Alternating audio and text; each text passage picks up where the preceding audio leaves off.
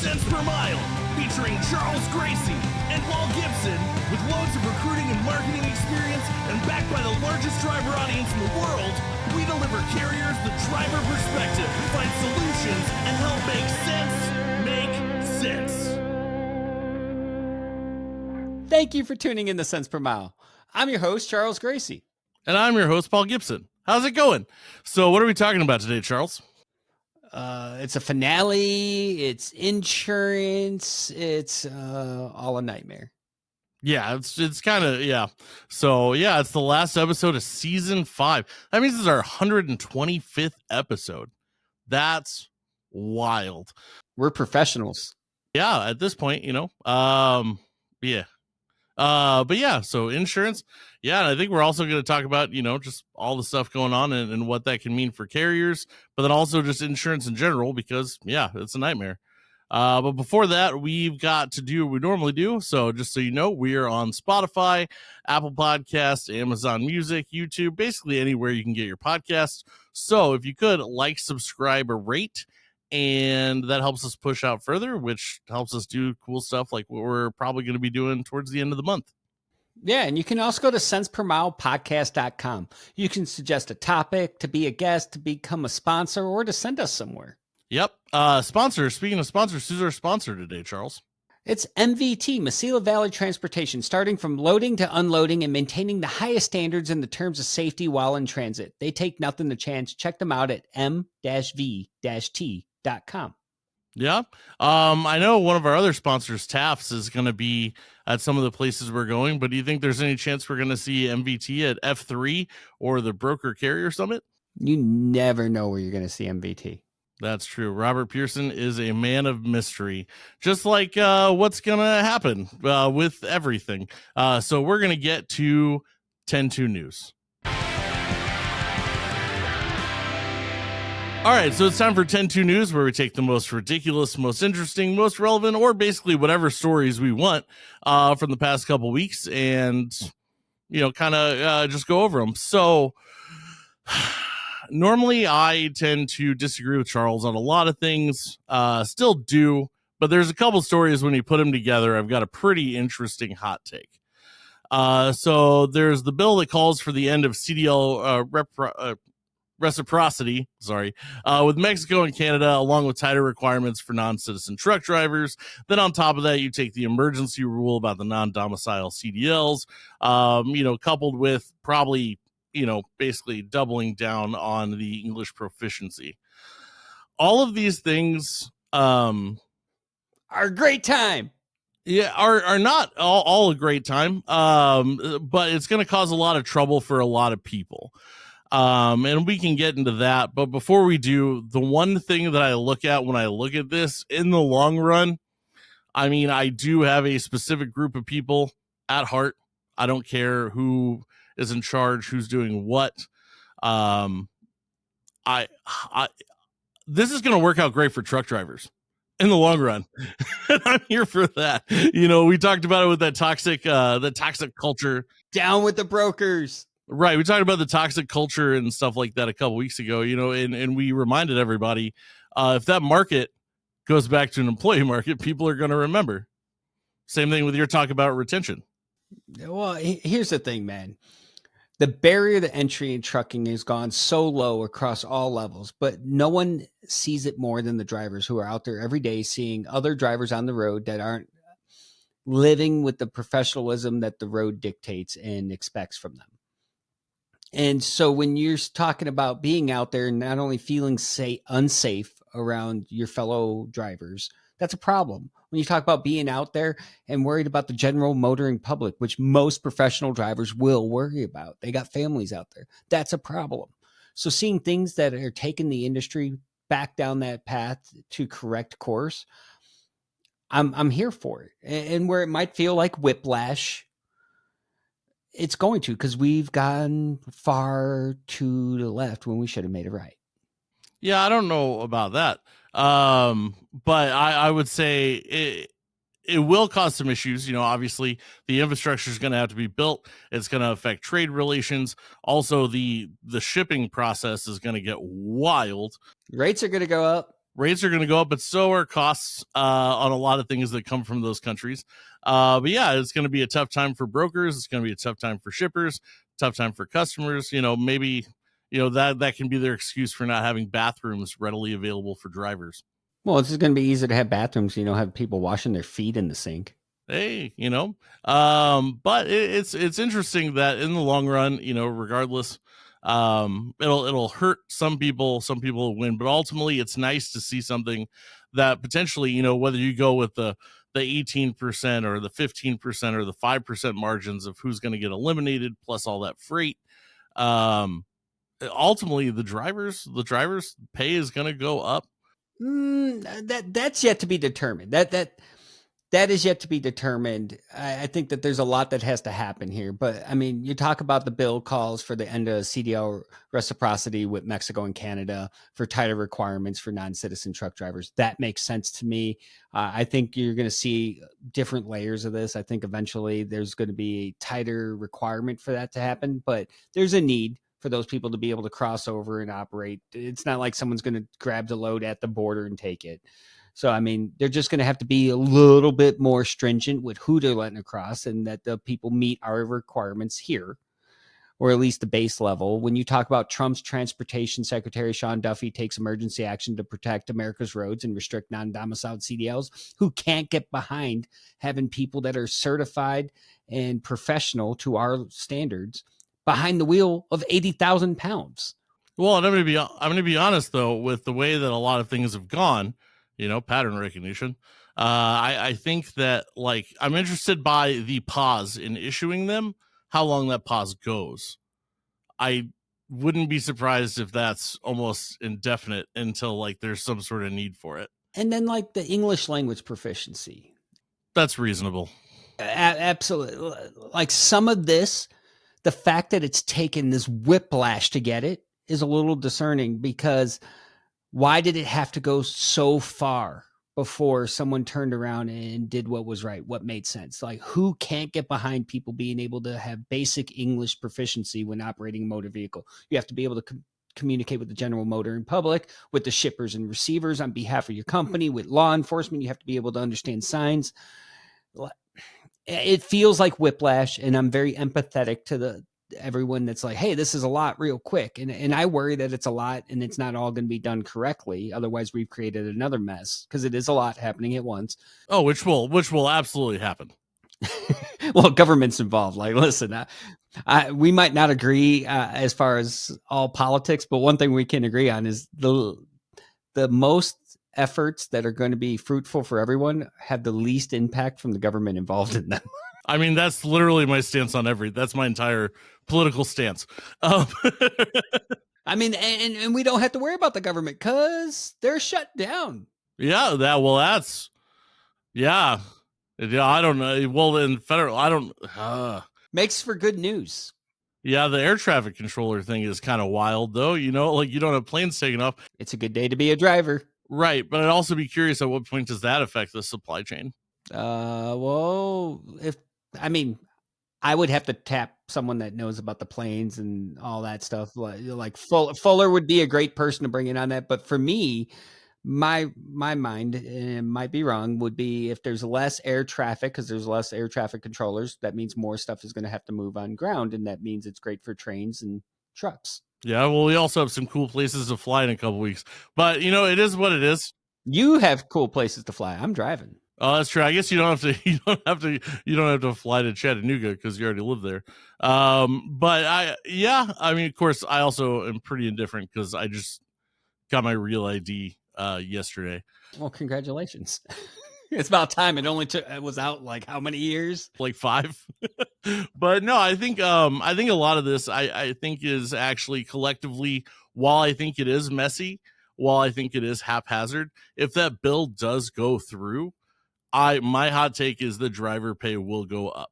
And I want you to be right, brother. I just don't foresee it happening. I think maybe layers down the line it might happen, but I don't think it's going to be one of those things that we were directly able to attribute back to this year. No, not this year. I don't even think it'll pass this year. And even if it does, it doesn't enact for 6 months till it's passed. So it wouldn't be something we'd fill till next year. But I mean, if you really do shut all that down, kind of like the way she was talking on the news the other day, you're gonna have to find a bunch of drivers to take those loads from the border to where they're going. It'd be a great, business market to be looking right at the border and be playing hooky. Like, oh, you need that to come across? I got you. Sign this rate con. If I'm a broker, I'm setting up shop right at the border.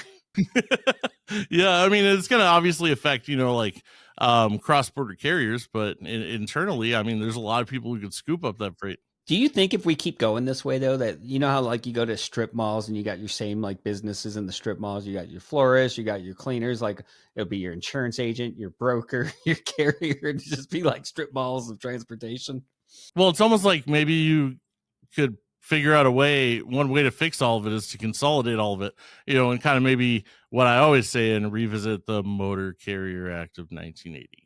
Okay, and on that note, it's time to go behind the desk with Tenstreet.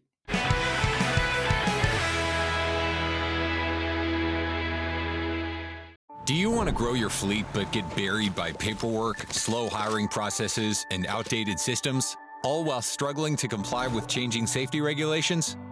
Enter Tenstreet, the all-in-one platform that simplifies driver lifecycle management by bringing marketing, recruiting, onboarding, safety, and retention together in one place. Tenstreet coordinates and streamlines all your operations. Post to dozens of job boards at once. Speed time to hire with pre-population and AI to get more full applications faster. And manage the entire post-hire process, from cutting costs with online onboarding to integrating all safety data into one dashboard, to improving retention through thoughtful engagement. Whether you have one truck or 1,000, our expert team is here to help. Sleep soundly knowing you can pass an audit, attract needed drivers, and achieve your business goals. Join the thousands of carriers using Tenstreet. Sign up for a demo today. Mesilla Valley Transportation, founded by truck drivers for truck drivers. Why choose MVT? Well, it's simple. I started off as a driver. Now I'm managing routes. With MVT, the sky's the limit. Balance is key. State-of-the-art equipment, a strong focus on safety, and a family-driven company culture where respect and hard work are at the core. Mesilla Valley Transportation, where we care about you. Join our family today. So now it's time to make sense. And how do you make sense of insurance? Well, I got an idea. Enter Merrill and Sage. I don't know if Sage is a solution, but we'll try it. I want to thank you for getting me out of my broker prison for this conjugal visit. I mean, is that the right word? That might not be the right word. Obstacle happening. wrong show, Sage. Handshake. That was my OnlyFans show. What's going on, brother? Wow. All right. So we're talking insurance. Sorry, insurance. Gotcha. So I'll start with you, Merrill, real quick. With insurance, at times people can feel like it's a bit of a nightmare. The rates keep going up.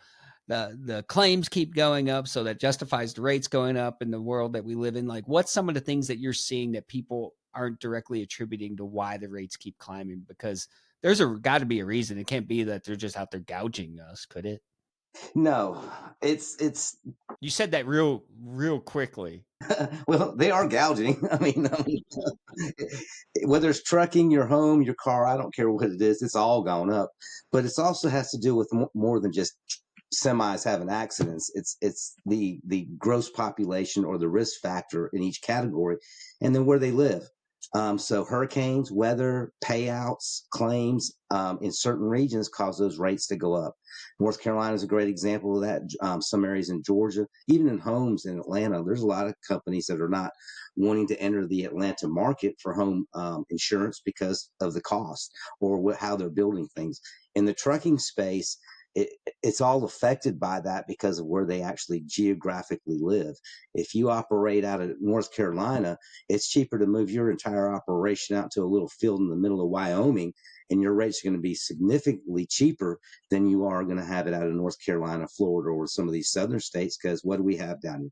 Hurricanes, bad weather, all those type of things play into the factor of what your insurance premium is going to be. And added factors are your drivers, moving violations, DOT inspections. All that plays into the factor of what your insurance premium is going to look like as they come time for renewal.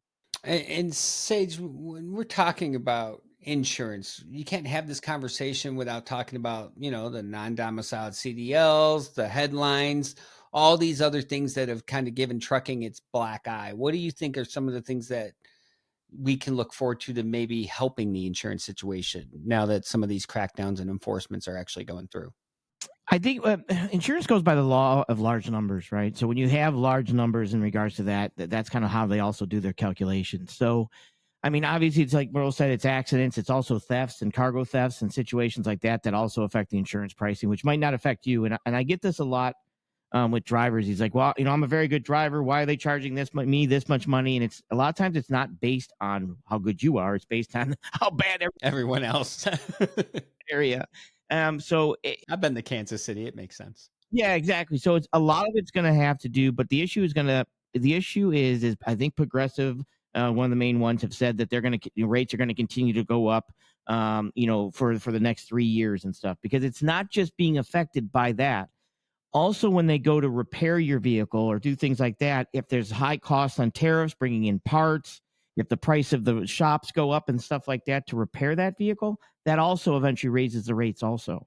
So it's a lot of other factors. So what you're telling me is if all this does go through, like what we were talking about in the news, they're said to make bank because it's going to cost more for manufacturing parts. Plus, if it raises the price of everything and there's more inflation, they're going to say at least that there's more fraud, and theft. So what you're telling me is, regardless of all this, insurance is still going to come out on top like they always do. Insurance is out to make they're a business. They want to make money also, and in that business, they're protecting you for catastrophic type situation, right? But it's one of those things that you're going to want to. It's not going to go down unless, like Merrill said, you find a better location that you have a legitimate address. Be careful with that also. But it's looking at that aspect that insurance is going to continue to go up. So have that mindset. One, shop around, keep your rates, keep your record good, keep your credit good. Credit's a big factor on top of with that address. But just know that there's a possibility that that's going to continue to go up for a period of time. I just think if they did something where hey, you have a nose ring, you pay a higher premium than, the guy without a nose ring. Yeah, I haven't seen that yet. But I've been asking, maybe I should start getting facial recognition before I start, binding people. That might do it. That might do it. Yeah. What about higher premiums for people who have trucks too big for them to see over the steering wheel? Ooh, and tattooed? Yeah, it probably requires a booster seat. But not the hood. I can see over the hood. That 360 camera saves your life all the time. It saves everyone's life behind that thing. Right, because you're driving it. Like that high schooler walking in front of my truck. You better be glad there's cameras in the front of it. But I was a short high schooler, so that could be bad for me, bro. It's okay. Mine's high enough where it'll go over you. Just give you a haircut. You're going to get the bumper beeper's going to go off. There's something in front of there. Hit the brakes. Oh, wait. Those things are supposed to work? No. In all seriousness, though, how do you decode this, though?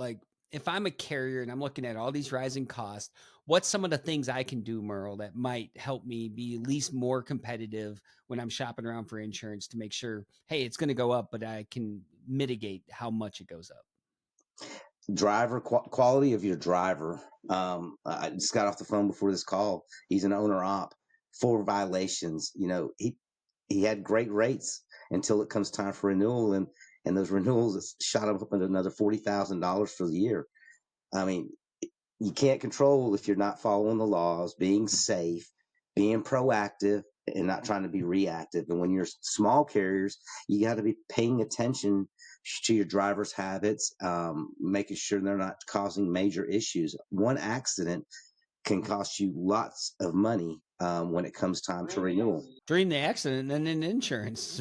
Yes, because they're paying out that loss. If it's a $500,000 loss, $200,000. They want that money back when they cut one of those checks. You're going to see it. They're going to get it from you for now and in the future for sure. But just being proactive, the small fleets, paying attention to your drivers, what they're doing, if they're having tickets, they're getting too many tickets. You got to have that threshold to where I can't keep this driver because this driver's costing me more money than I'm going to make, or it's going to cost me higher premiums next year for insurance. You come on the recruiting side as well and dabble in that. What's one of the reasons insurance cares? Like, I can't fathom why they care about a driver who has had certain amount of jobs in a certain period of time. I don't know if they look at it from that perspective when it comes to the owner ops. They do look at how long you've been in the industry. If you just picked up your truck, you're going to be a higher risk, and depending on how many years of experience. But there's some insurance companies that are out there like, hey, if they tell carriers, if you've had this many jobs in this many years, then hey, your insurance is going to go up. Why does that matter to them? I think that's a myth. I don't think it's that matter. I think it's a consistency of staying in the industry. Like they're going to want to see that you were if you were a truck driver and then you went to be a warehouse worker and then you went back to truck driving, that gap is an issue for insurance company.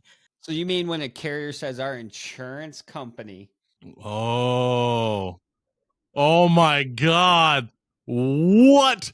I think that's a carrier loophole. Yeah, a insurance agent dictates this. It's not true. Because it could be like you talk about gaps, like there will be drivers who have had like 7 driving jobs and they're like, oh no more than 3 jobs in a year, even if they're all driving jobs. As a matter of fact, most of them won't even look at them if they're not driving jobs. I don't think that's an insurance related issue. I think there's a cost of hire and turnover issue. Safety directors, I'm talking to you. Explain yourselves. Yeah, I've never had an insurance company ask that. They want to know that you've been driving and maybe a consistency of 2 years. If you're driving, and stayed that. That makes sense. But a lot of carriers defer and like, oh, insurance won't take them. And I'm like, well, since when did insurance? And you started hearing that over the last couple of years. And I'm like, wait a minute. Since when does insurance give a rat's ass about how many jobs a driver had? They care that they had driving jobs. Yeah, I've never had any of my markets ask for that. All right. We're 0 for 2 for that excuse now, safety directors out there, hiring managers out there. And Merrill, maybe you can kind of talk about it because you do also some retention stuff as well for drivers. But like, it makes sense from a retention standpoint, right? But because if you stay somewhere, if you're constantly hopping jobs, you're probably going to keep hopping. But is there anything beneficial from the retention side other than them staying, or is this strictly just some safety director stuff? I think it's number of jobs. It indicates the person's personality of giving a company a shot. If they stay there 30, 60, 90 days, or if they have 10 jobs in a year, they didn't give anybody a shot. It's like relationships. You're just bouncing from one relationship to another. And in the insurance world, I don't think that's the correlates at all. I think it's more of a safety director, or, hey, what does it cost me to bring this driver in? And this one driver's bounced between 10 jobs. Well, there's a cost associated with each company. And I think that's their way of looking at, I don't want this driver because he's not going to stay with us. That makes sense. That checks out. That makes sense to me. But drivers have been taking their shots too. How many carriers bring a driver in with false promises and then the driver gets there and they're supposed to well, I guess I got to stay 90 days and be broke because the recruiter lied to me. Well, it is a two-way street. Yeah, that street goes both ways. And I think trust is the solution there. There has to be trust and there has to be transparency and there has to be accountability and all of those things that end in Y.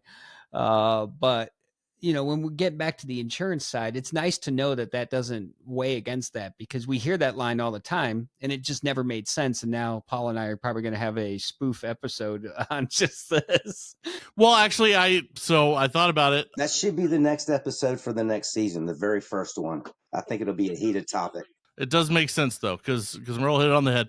You have that kind of turnover. It does cost more money, and you need to save that money because you're going to have to pay way too much money in insurance anyway.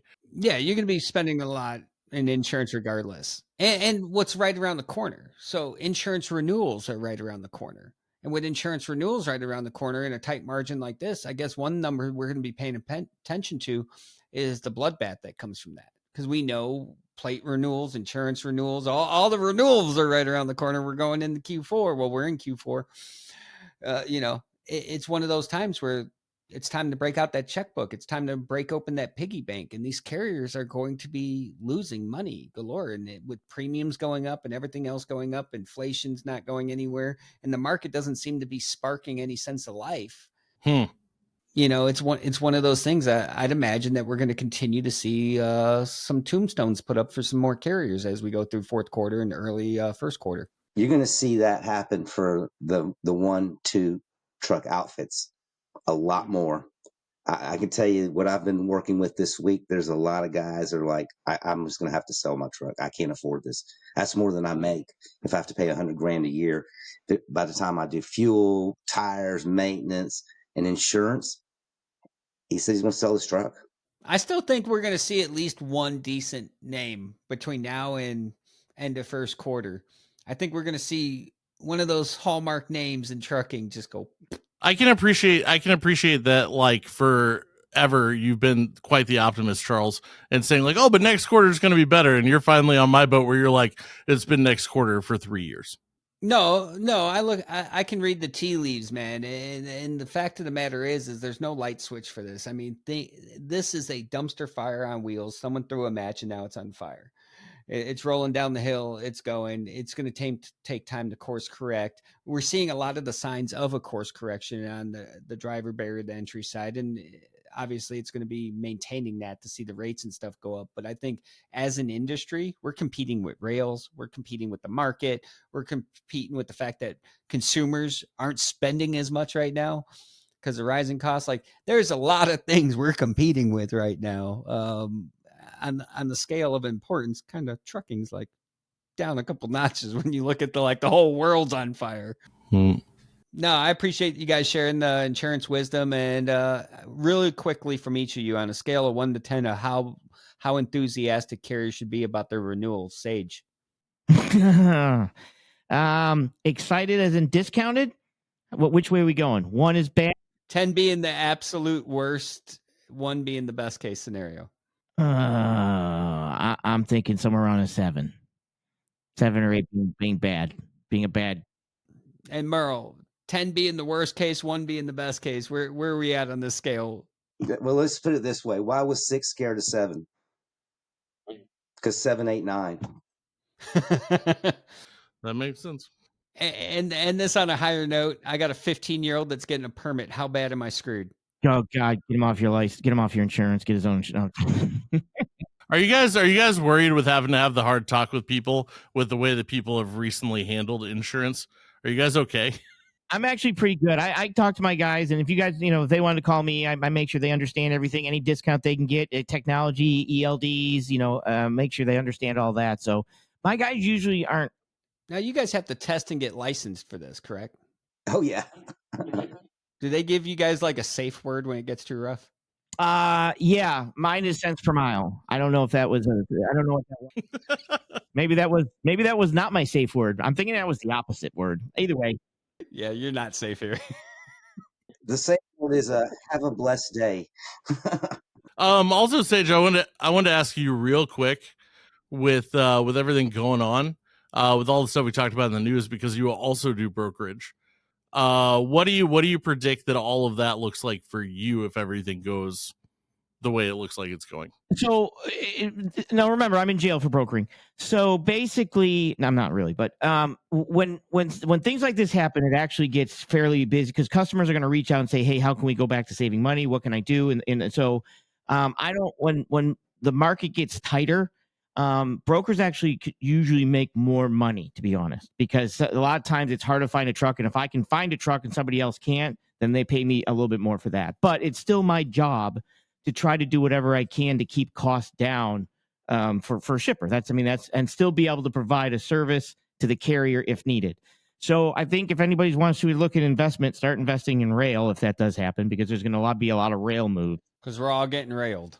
We're all getting railed. So, but it's going to be a lot of, like you said, there will be cost adjustments. I'm on your side on this, Paul. Screw Charles. But basically, I do believe that that's going to be something where brokers are going to have to step up, find alternatives to moving freight, either cross-docking, depending on what, things like that, rail. But they'll have to work a little harder for their money to try to work with shippers to keep those costs down. And Merrill, final question for you. This is our season 5 finale. Who's your favorite host on the show? Well, Josh was, but he's gone. So I would have said Paul, but it's October and he didn't change his hair color. So I'm going with Charles. My vote for Paul, so we're at even here. No, you're a broker and an insurance person. If anything, you got to pay to vote. Oh, ouch. Yeah, you gotta give back a little when you take like that. We're like Robin Hood over here. But we are about out of time. It was good to talk to you guys. It's not good to look to the future. Just live in the moment, right? Well, like all good things, this has to come to an end. I'm your host, Charles Gracie. Thank you for tuning in to Sons Per Mile. And I'm Paul Gibson. See you next time.